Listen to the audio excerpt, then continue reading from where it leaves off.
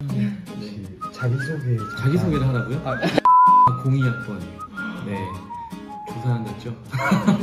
02학번이 이제 O2잖아요. 네. 예전에는 이제 산수학번이라고 많이 오. 들었었죠. 기억나시나요? 네. 산업체육교조사 이게 네. 중요한 과목을 하나 뽑자면 과목이요? 네, 혹시 어떤 과목? 지금 굉장히 어려운 질문인데 우선은 그냥 지금 생각나는 대로만 말씀드리면 어차피 환자를 봐야 되잖아요. 그래서 환자 평가를 제일 먼저 할 줄 알아야 되니까 임상도 중요하지만 환자 관리학에 있는 내용들을 좀 중점적으로 알아주시는 게 좋지 않을까. 왜냐면 산업체뿐만 아니라 어디 가서든 환자 평가는 해야 되니까. 네, 그렇게 말씀드릴게요. 다음 질문 네. 혹시 산업체를 가기 위해 준비하셨던 자격증 없어요? 있으신가요? 없어요. 따로 없으세요? 네, 없어요. 가서 따면 돼요. 가서 공부하셔서 네. 자격증 네. 학점 관리는 아무래도 지금 블라인드 채용으로 많이 바뀌어서 대학병원급도 뭐 블라인드 채용이다 보니까 학점을 안 본다고는 공식적으로 얘기는 하는데 사실은 대학병원을 원하던가 아니면 산업체 정도 원한다면 기본적으로 좋긴 좋아요. 좋으면 좋죠. 어느 정도? 최소 3.5 이상? 3.8 넘으면 더 좋고. 네. 그래요. 수도권에 있는 데는 그렇게. 다른 학교 응급구조과 졸업생들이랑 저희 학교 응급구조과 졸업생들이랑 혹시 차이점이 있다면? 저도 다른 학교 응급구조과 학생들을 많이 만나보긴 했어요. 그런데 제가 학교 다닐 때도 그렇고 선린 출신들의 졸업생들을 보게 되면 좀 자부심이 좀 있는 것 같아요. 응급구조사에 대한 자부심을 잃고 그냥 업무에만 치여서 사는 분들이 많은데 아무래도 좀 자부심을 많이 키워주지 않나. 그게 조금 더 강한 것 같아요. 자부심. 혹시 그럼 LG 디스플레이 방재센터에서 근무하시는 걸로 알고 있는데 혹시 어떤 부류의 환자가 좀 많이 오는지?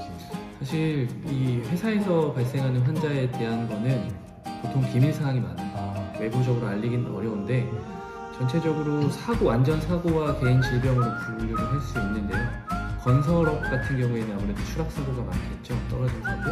근데 대부분 보통 협착, 끼임, 네, 어떤 장비들이 많다 보니까 그런 끼일 수 있는 그런 협착이 가장 많고, 그 다음에 지게차 같은 거나 아니면 뭔가 움직이는 기계들이 많아서 부딪힘 사고라고 하거든요. 다른 말로 충돌. 네, 그런 사고들이 많고, 아니면 넘어짐, 추락, 그리고 뭐 있을까요? 화학회사다 보니까 화학 물질에 노출되어 있는 환자가 생길 수도 있어요. 네, 그러면 이제 화상, 화학 화상 포함해서 거의 그런 순으로 좀 많다고 보시면 돼요. 저희 회사 얘기가 아니라 일반적으로 많다는 얘기예요. 네. 네. 응급구조사라는 직업을 가짐으로써 네. 응급구조사에게는 뭐가 제일 중요하다고 생각하시나요? 중요한 거요. 사실 응급구조사라는 자격을 갖고 있으면서 다양한 일들을 할 수는 있거든요. 그런데 다양한 일에 도전해보는 것도 좋지만 응급구조사라는 그 마인드를 가지고 새로운 좀 도전을 많이 해봤으면 좋겠고요. 응급구조사 직업에서 가장 네, 중요한 아무래도 임상에서 경험을 살려서 사람을 살리는 게 목적이기 때문에 내가 할 수 있는 처치에 대한 내용이나 이런 의학적인 지식 수기가 밑바탕이 되어야 어디 가서 어떤 일을 해도 좀 자신감 있게 할 수 있을 것 같아요. 네. 사람 살리는 게 가장 큰 목표가 되어야겠다. 네. 혹시 산업체 응급구조사의 장단점이요? 네.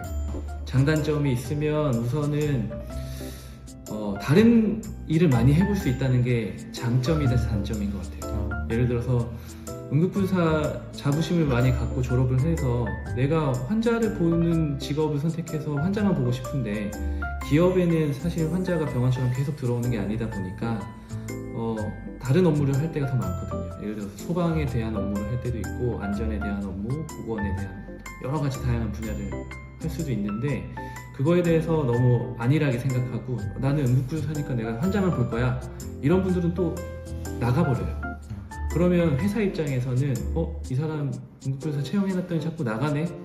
안 뽑아. 그리고 있는 직원들을 2급 응급구조사 교육 시켜서 그냥 돈 내고 보내지? 이런 생각이 많아질 수가 있어요. 그러니까 내 개인적인 생각 때문에 내 후배들이 올 자리가 완전히 없어지는 케이스들이 실제로 벌어지거든요. 그러니까 그게 장점이자 단점이죠. 혹시 마지막으로 이제 현재 성림대학교 응급구조과를 다니고 있는 학생들이 네. 하고 싶은 말. 말씀 있으시나요? 물론 강의 때 계속 얘기를 하겠지만 우리가 지금은 여러분들이 정보가 되게 많아요. 저는 사실 물어볼 때가 많지 않아서 뭐 보통 학생들이니까 그 교수님들한테만 물어볼 거 아니에요. 그리고 내 인생을 바쳐서 다 시간을 보냈어요. 그러니까 누군가의 말을 듣고 내 인생을 내가 선택해서 내가 원하는 대로 가야 되는데 다른 사람의 말을 듣고 먼 길을 삥 돌아온 느낌이거든요. 근데 이제 여러분들은 가고 싶은 분야가 아마 있을 거예요. 대학병원이 될 수도 있고 산업체가 될 수도 있고 기타 이따 알려드릴 많은 직업들이 있는데 뭐 해양경찰도 마찬가지고 구급대원도 그렇고. 그런데 그 내가 가보고 싶은 길에 이미 간 사람들이 많아요. 지금 여러분들 선배들이. 그 사람들한테 적어도 내가 갈 길이니까 10명한테는 물어봐야 된다고 생각해요. 10명한테. 왜냐면 케이스가 다 다를 수가 있잖아요. 그래서 10명한테 물어봤을 때 그 사람들이 대답을 안 해줄 것 같지만 실제로 대답해줘요. 네. 물어봐요. 물어보고 안 물어보면 저한테 연락하면 제가 물어봐드릴게요. 그래서 10명 정도 물어보면 공통점이 나올 거예요.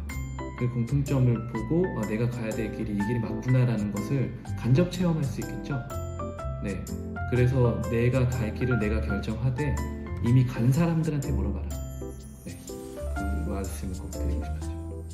감사합니다. 네. 혹시 책 관련해서 질문 네. 있으실까요? 책에는 네. 우선 이렇게 일한다라는 책에서 신입 EMT들의 고민과 위로라는 주제가 있었는데 고민과 위로요? 네. 네. 어떤 것이 옳은 선택인가에 대한 결정할 수 있는 해안을 가지고 노력하는 것이 중요하다는 책의 내용이 한 적이 있었는데 네. 지금 선임대 학생들에게 이런 부분 노력해보거나 도전했으면 좋겠다는 게 있으실까요? 혹시 공부를 더 하고 싶은 학생들이 몇 명이나 더 있는지 모르겠어요. 근데 지금 응급구조학을 공부를 하잖아요. 그리고 또 응급구조학을 4년제를 가는 친구들이 있거든요. 설린에도 있는 걸로 알고 있는데 제가 4학년으로 바로 편입할 수 있는 과들이 있고 그 과를 나왔을 때 사회적으로 조금 더 높은 단계에서 시작할 수 있는 기회들이 열려 있어요. 그런 부분들을 좀 도전해봤으면 좋겠어요. 네.